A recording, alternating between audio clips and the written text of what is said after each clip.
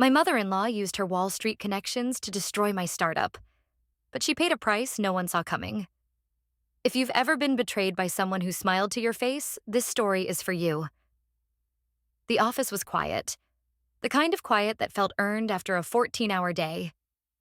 Outside, Brooklyn murmured with soft traffic and leftover spring chill, but inside Verdance HQ, only the faint hum of monitors and my fingers skimming a glass screen kept time. I'd just finished rendering the final transitions for the Series B pitch deck. Sleek, green-toned visuals, impact-driven bullet points, and 2 full years of clean financials. No flair, just results. When the email pinged, I didn't jump. It came from Ellery Partners, one of our quieter backers, a firm known for due diligence, not drama. The subject line: request for clarification on Q1 disbursements. I read it twice. Then again, clarification, not accusation, not concern, just enough legal polish to dress up suspicion. I inhaled slowly, eyes flicking across the message. It referenced figures I hadn't seen in the final draft of our quarterly financial summary. I minimized the window, pulled up the ledger backups, and cross-checked against Naomi's filings. Our legal team was obsessive. If something didn't match, it wasn't our mistake. And it didn't match. The disbursement record cited in the email didn't exist in our system, not officially. But a shadow version had somehow been attached to our quarterly email to investors, without our digital watermark. They thought I would panic. Instead, I bookmarked the discrepancy and began building a paper trail. My fingers worked calmly, calling up the archive logs. Whoever had done this knew where to hit. Not the balance sheet, but the perception of carelessness. It wasn't about stealing money. It was about making it look like I was the type who didn't notice when money disappeared. By the time I left the office, the sky was bleeding out its last colors. Luke had already texted twice. Dinner at 7. Don't be late, Mom's expecting you. Mom. That word did more damage in one syllable than most knives could manage in a full swing. The Maddox estate in the Upper East Side always looked like a lifestyle magazine cover had been rendered into physical space. The driver dropped me at the curb, and I walked past twin lanterns into the home I'd never quite felt invited to enter. Victoria greeted me at the door with the kind of smile that never reached her eyes. She kissed the air beside my cheek like a diplomat, then turned before I could speak. Elena, she said over her shoulder, you look composed. That was her version of a compliment. When we reached the table, the conversation was already in motion. Real estate forecasts, whispers about boardroom restructures, gossip disguised as insight. Luke was in his usual spot, wine glass untouched, jaw already tight. And how's Verdance? Victoria asked lightly, between bites of perfectly seared salmon. I heard something recently. Curious rumor about financial oversight. I suppose startups can't afford full compliance departments. The fork hovered midair. The room didn't still, but my world did. Luke glanced at me. Is that something we should be worried about? I smiled thinly. No. He nodded, accepting that. But I saw the flicker of doubt. The easy way his gaze bounced away, looking for another thread to tug on. He wouldn't press, not here, not in front of her. I took a small sip of wine. Victoria continued talking, seamlessly folding the topic into a discussion about emerging market bubbles. I answered where needed, offered no defense. I was still building the map of how deep the sabotage went. Back home, I pulled off my heels, rubbed the bridge of my nose, and opened Verdance's internal system.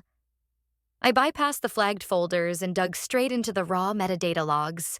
The manipulated Q1 report had been attached to investor emails 3 weeks ago. Our sender credentials had been spoofed, just close enough to fool an assistant or junior partner.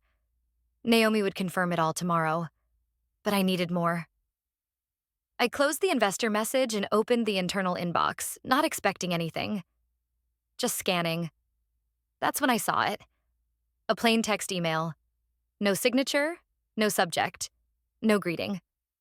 Check Q1 filings. You're not crazy. They're not sloppy either. It wasn't the accusations that scared me. It was how well they were timed. The first thing I did when I arrived at Verdance that morning was pull Naomi aside. We didn't talk in the open anymore. Not since the Q1 report incident. Too many ears, too many inboxes that didn't belong to just one person. We met in the compliance room, technically the smallest of our conference spaces, but also the only one without a recording system built into the ceiling. Naomi had already pulled 3 versions of our Q1 documents. 2 were archived properly. The third had appeared on an external backup server with slight formatting differences, different spacing in the margins, a missing comma in the legal disclosure. The kind of errors no one would notice unless they were trained to spot them, or planted them. Naomi was calm, her voice low and clipped as she spoke. This version didn't originate from Verdance. It was never saved on our internal cloud. But someone knew our formatting style. They cloned it closely enough to fool investors. I nodded, fingers tightening around the edge of the table. What about the timestamp? 4 days before the investor call, she said. The day you were in DC. Someone had waited until I was physically absent before slipping poison into the bloodstream of my company. It wasn't impulsive. It was rehearsed. As I stared at the screen, my memory flicked back. Last year's launch party. I'd booked the rooftop of a clean energy design space in Soho. Our first prototype had gone live that week. I wore the white dress Luke hated, but I loved. Strong shoulders, clean lines. Victoria arrived 40 minutes late, offered a stiff congratulations, then whispered in passing, "Let's hope this project doesn't embarrass the family." She was gone before dessert. The signs were always there. I just wasn't ready to read them yet. Later that afternoon, I stepped into a quiet cafe off Prince Street, where the windows were always fogged just enough to discourage curious glances. Richard Hale was already there, black coat folded neatly, a small notebook laid out beside his coffee. He hadn't aged much, but the sharpness in his eyes had changed. It wasn't dulled. It was distilled. Refined by disappointment, not broken by it. Elena. He greeted, like someone picking up a conversation mid-chapter. I heard Verdance made headlines last week. I offered a half smile. You always had a nose for smoke. And Victoria Maddox, he said, stirring his espresso, is the one who knows how to light fires in other people's names. He closed his notebook. She doesn't pull strings. She sews the stage curtain before you ever perform. You walk in thinking it's your moment, not knowing she's framed the spotlight. I leaned back, letting his words settle. Richard had once led one of the most promising clean tech firms in the state, until Maddox Capital called in a favor, sabotaged his funding round, and replaced him with someone easier to mold. She's doing it again, I said. She never stopped, he replied. But most people never see it coming. We sat in silence for a while. The city murmured around us, but in that space there was clarity and alliance. Back at Verdance, Simon Ellery stopped by. He never scheduled meetings. He just appeared when something rattled his instincts. This time, he looked uneasy. I've been talking to some of the others, he said. There's noise. Whispers that your CFO is green, that your board is loose. I said nothing. He continued. I've gone over your numbers. They're clean. Impressive even. But the noise, it's louder than the math right now. I met his gaze. And what do you believe? I believe perception is leverage, he said quietly, and someone's weaponizing it. He didn't stay long. Didn't need to. He'd just confirmed that the attack was working, subtle, sideways, almost invisible. That night, Naomi called. Her voice was tight. We traced the server. The report file was uploaded using a masked VPN, but the base IP belongs to Maddox Capital's internal network. My grip on the phone hardened. You're sure? Legally, I'll say 95%, she said. Personally, I'm at 100. There it was. The quiet blade, plunged just deep enough to make you question if you were bleeding. When I got home, Luke was waiting. Suit jacket off, tie loosened, wine uncorked. Rough day? He asked. I didn't answer. Just walked to the sink, poured water. He leaned on the counter. I talked to Mom. She mentioned some tension. Investors getting nervous. I said nothing. He exhaled. Maybe step down, just until cool things off. I turned, stared at him, long enough that he blinked first. Then I walked out. I didn't set the trap. I simply left the floor unswept and watched who slipped. The Verdance legal war room wasn't an actual war room, not in the traditional sense. It was a glass-walled conference space on the 8th floor, 2 doors down from the executive suite. But Naomi had restructured it for one purpose: containment, of documents, of narratives, of bloodless battles. On May 17th, we met there with someone I didn't bother to name in my calendar. I just marked it. Forensics. Priority red. The man Naomi brought in looked like he could disappear into drywall if he stood still long enough. Wore neutral tones, no watch, no jewelry, and blinked with the hesitation of someone who calculated his every movement 3 seconds ahead. He didn't shake hands, just nodded once and opened his laptop, which was stripped of all branding and scrubbed of identifiers. A small red sticker near the webcam was the only sign this machine belonged to someone who knew what it was capable of. Naomi pulled up the forged Q1 report. "This file was delivered to investors 3 weeks ago," she said, "with minor metadata inconsistencies. Elena wants to know who touched it last." The man, still unnamed, tapped away silently. I watched him isolate fields of code like a surgeon peeling back muscle to reveal tendon. After 5 minutes, he stopped. "The fingerprint is unique," he said, almost flatly. "It matches a known formatting structure: 2 space indentations, timestamp compression, and sentence final spacing consistent with a specific Outlook signature template." Naomi tilted her head. "Whose?" He looked at me. "Your mother-in-law." I didn't blink. I'd stopped blinking at that name days ago. The man rotated the screen, showing a buried trail of autosave drafts on Maddox Capital's internal mail system, then a final timestamp: April 18th, 9:17 a.m.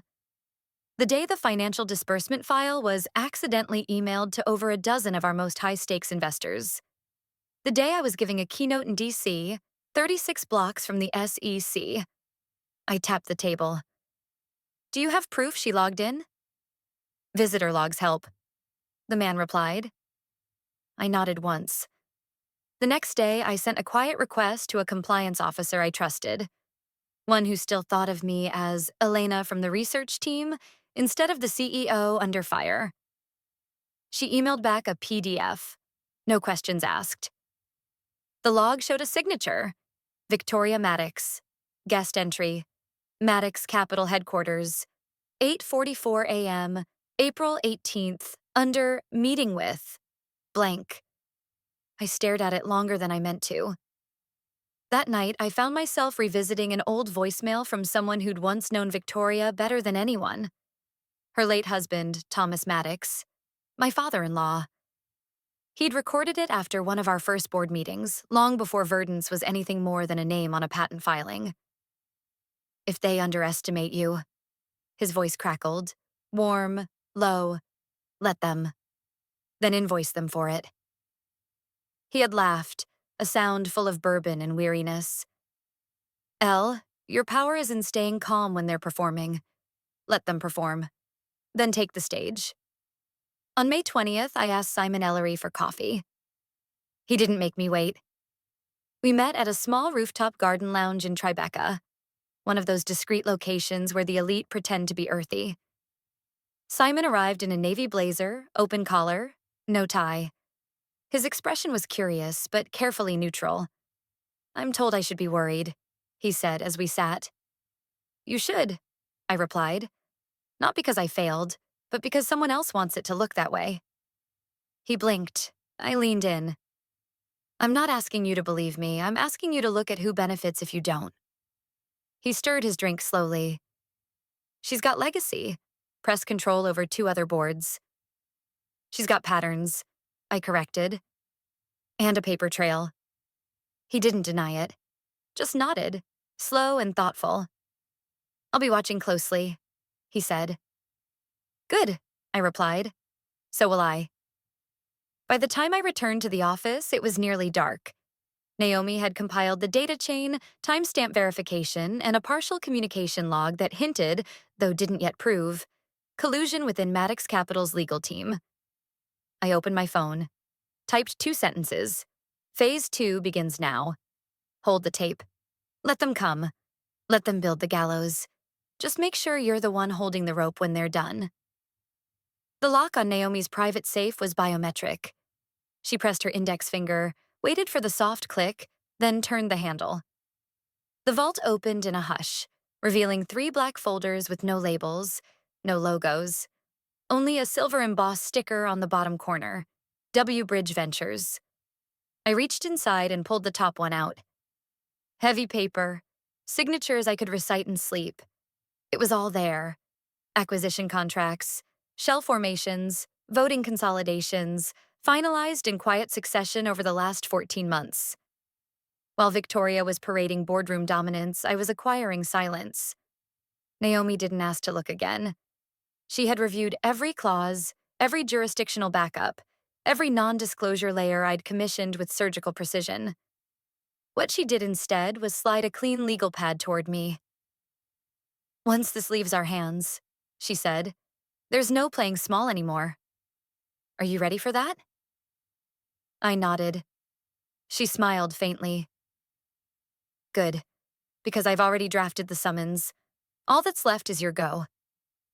We stayed in that quiet suite for another hour.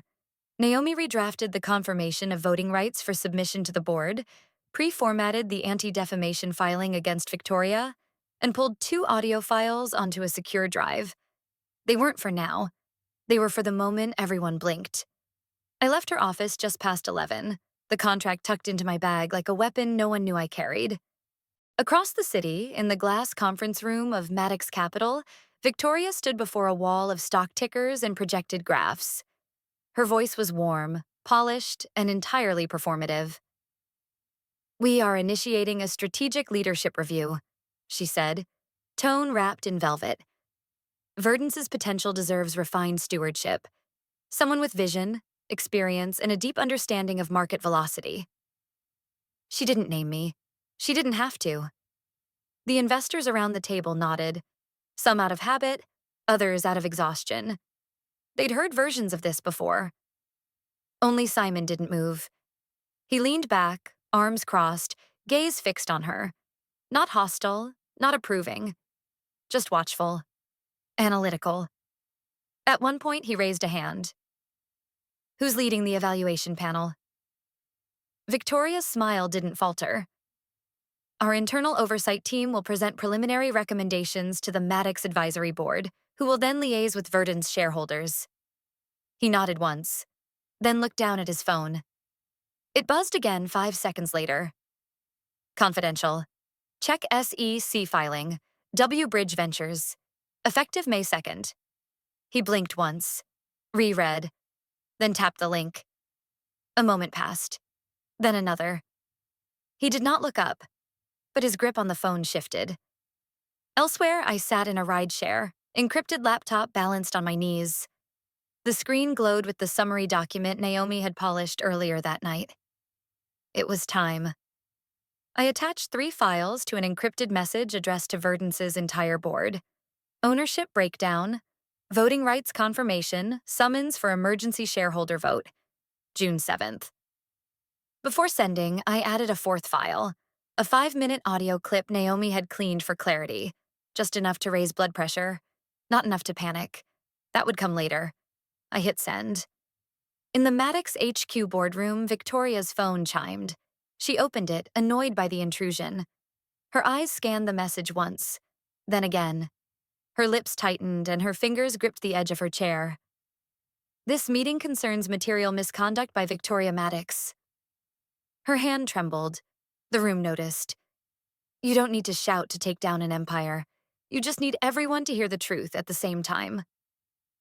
The air in the boardroom wasn't tense. It was anticipatory, like the moment just before a conductor raises the baton, when everyone knows the music is coming, but no one knows its key. The top-floor conference suite at Verdance had never been this full. Every seat at the long oval table was taken. Board directors, external counsel, two media liaisons positioned strategically by the windows. The press wasn't inside, but they were circling. Everyone here knew that by noon, whatever happened in this room would echo far beyond it. Victoria arrived in a navy sheath dress, hair smoothed back, diamond studs in her ears. A picture of power. She nodded to a few board members as she entered, and even managed a thin-lipped smile in my direction. I nodded back, once. She took her seat near the head of the table and, without waiting for formalities, began. I've called this session to propose a leadership transition. Given the recent turbulence, it's in Verdance's best interest to reconsider its executive alignment and… Point of order, I said evenly. She turned to me, brows raised just enough to feign surprise. I'd like to request the floor, I said, rising slowly. A pause. One of the lawyers cleared their throat. The board chair glanced between us. You may proceed, he said. I opened a slim folder, pulled out 10 crisp packets, and passed them around the table with deliberate calm. These are certified copies of ownership documents, updated SEC filings, and the official transfer of Verdance's controlling shares under W. Bridge Ventures, I said, finalized May 2nd. There was a beat of silence. Then I looked at Victoria and said, You cannot vote out the owner. She blinked, just once. Her smile froze at the corners, suspended in disbelief. Is this… she started, voice clipped. Naomi stood and placed a compact speaker on the table. We have recordings to submit for the board's consideration, she said, and pressed play. Victoria's voice filled the room. She's smart, but not built for scale. If we flood her with enough doubt, she'll walk herself out. Another clip. The investors don't need truth. They need certainty. Give them a version of the numbers that makes Elena look fatigued. A third. She got where she is because of her last name. She forgets who gave her the Maddox half. The temperature in the room dropped. Chairs creaked. No one spoke. Simon Ellery stood. In addition to what you've just heard, he said, voice calm, I'd like to read the confirmed ownership chain from W. Bridge Ventures. Elena Whitmore controls 71% of the firm, which now holds a 73% voting stake in Verdance. He paused, then looked at Victoria. Which makes this meeting's original motion null. The board chair nodded solemnly. I move for a vote to remove Mrs. Maddox from all roles and privileges associated with Verdance, effective immediately, pending legal review. The vote was swift. Unanimous. No abstentions. Victoria stood too fast. Her chair slammed back against the paneled wall. This is a vendetta, she hissed. You've manipulated everyone. No, I said, still seated. You did that. I just gave them proof. She looked around the room as if someone, anyone might object, might rescue her. No one moved. She grabbed her bag. Her heels clacked across the floor like gunshots. Just before she reached the door, I spoke. You should have treated me like family. Instead, you treated me like a liability. Now you're neither. As the door clicked behind her, the room exhaled. But I remained standing. I'd like to add one final item to the board's attention, I said, my voice still level. This is not just about misconduct. It's about recovery. And what happens next? I turned to the screen behind me and brought up a projection, my version of the truth. It wasn't just about pointing fingers or dismantling a scheme. This was about building forward. I clicked through slides outlining how we had stabilized investor relations in the past 30 days, quietly cleaned up compliance systems, and onboarded new municipal contracts despite the public noise. Verdance didn't collapse, I said. It recalibrated. I clicked once more. Naomi had added a final slide at my request. Simple black text on a white background. Resilience isn't a slogan. It's infrastructure. Everything you see here happened while a storm was engineered from within. That should scare you. Not because we survived, but because of what we would have lost if we hadn't. Murmurs rippled. Two directors leaned toward each other, whispering. A senior compliance officer stared at the screen as if seeing our company for the first time. Simon finally spoke. Who else knew? I met his eyes. No one beyond legal. I needed the proof to speak before the panic could. And the recordings? He asked. They were a fallback, I said. I hoped I wouldn't need them, but I've spent too long being told hope isn't a strategy. There was a small pause before he nodded once, slowly. Across from him, one of the older directors, Carl Tremaine, appointed during Verdance's first Angel round, cleared his throat. I misjudged you, he said plainly. I thought silence meant compliance, but clearly, you were waiting for the right moment. I wasn't just waiting, I said. I was working. Richard, seated at the far end, chuckled. Just once, low and dry. She always was. Another board member raised a hand. What do you need from us now? I paused, not for effect, but because it mattered. Stability, I said. Not blind loyalty, not silence. Just the kind of board that doesn't flinch when the lights flicker. I looked around the room. Verdance is stronger when it's not ruled by legacy or intimidation. We're in climate innovation. That means we think long-term. That starts here. One of the legal advisors, quiet until now, leaned into his microphone. We'll coordinate with the external counsel team starting this afternoon. A full independent review of the Maddox activity is already in motion. Will that include her holdings? Someone asked. I nodded. She owns less than 2%. It's symbolic now. And her public statement? A PR rep prompted. She's free to say whatever she wants, I said. She just won't be saying it from this building. The room stirred again. Quiet approval masked as procedural bustle. Laptops closed, notes shuffled. But there was energy now, not fear, something sharper. I sat slowly. Naomi slid a bottle of water across to me and whispered, You're better at this than you think. I didn't answer, because I didn't need to be better than anyone. I just needed to be undeniable. A moment later, Simon approached as people began to file out. She underestimated you. I met his eyes. That was her first mistake. And the second? Assuming I wanted revenge. He tilted his head. Don't you? I smiled. Number I wanted the truth on record. That's more permanent. He nodded almost reluctantly. If you ever decide to expand west, let me know. I said nothing, but I didn't look away. When he turned to leave, Richard remained behind. He waited until the room emptied completely. Only Naomi and I were left, packing up documents in silence. She never saw you coming, he said. I wasn't hiding. He gave a slow, tired smile. I was once in your seat. Different board. Different battle. I blinked. I let them rewrite the story. He hesitated. You didn't. I looked down at the folder in my hands, the weight of months folded into clean paper and legal ink. No, I said softly. But I thought about it. Richard nodded. I hope you stay angry. Not the kind that eats you, the kind that builds. I didn't know what to say to that, so I just held his gaze. We shook hands, no ceremony, just mutual recognition, and he left. Naomi remained quiet until the door shut behind him. You know what this means, right? She said. That we're no longer defending, I said. We're building again. She nodded. From scratch? From truth, I replied. Then I stood, pulled on my jacket, and turned back one last time to the empty boardroom. It no longer felt like a battlefield. It felt like mine.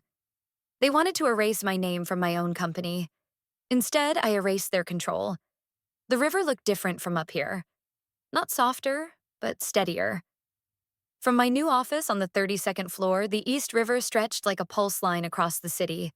Quiet, constant, never asking to be seen. I'd had this space for weeks now, but I still hadn't put anything on the walls.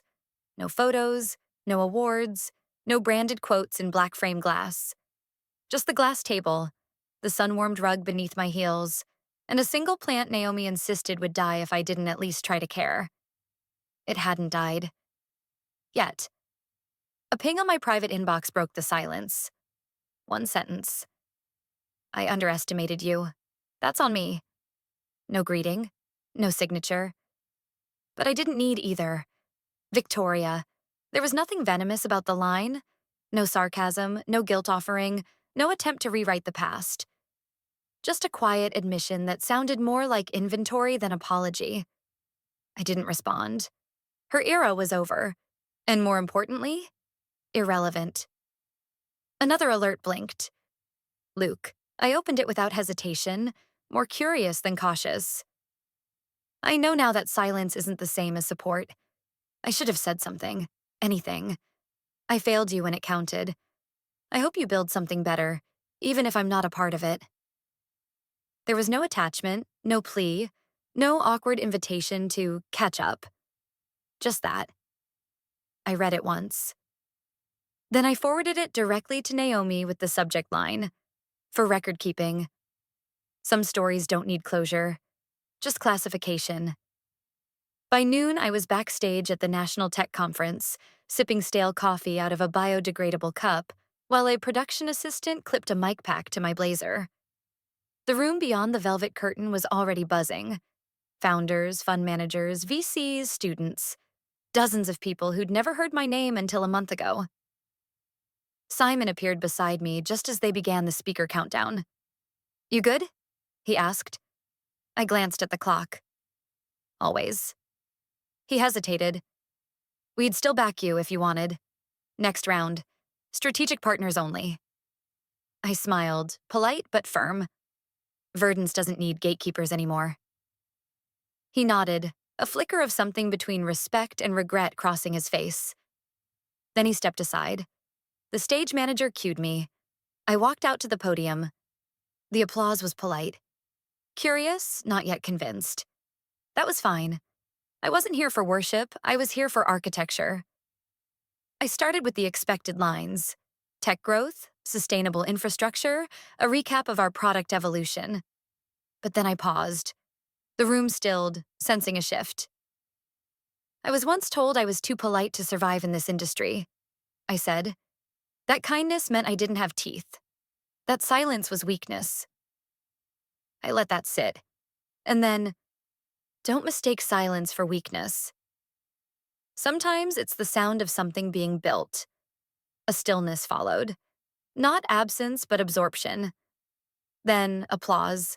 Not the polite kind this time. After the keynote, I returned to my office. Naomi had left a sticky note on my desk. You didn't just win. You rewrote the rulebook. Next to it, a folder. Inside, a proposal. A national clean tech grant. Enough to scale Verdance into 3 additional states. No strings, no legacy names. Just capital and trust. I stared at it for a long moment, then closed the folder, turned to the window, exhaled once. Let's begin. Of all the weapons Victoria wielded, legacy, influence, quiet threats, none could withstand the weight of documented truth. Elena didn't fight with volume or vengeance. She dismantled the facade one fact at a time until all that remained was silence.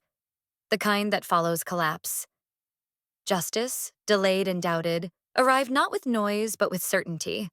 Like the final chord of a long-forgotten melody, it resonated because it was earned, not forced. Sometimes the most powerful revolt is a quiet refusal to disappear. And when the storm settles, those who endured without applause are often the ones still standing. Like, share, and subscribe. Because every story of justice reclaimed deserves to be heard.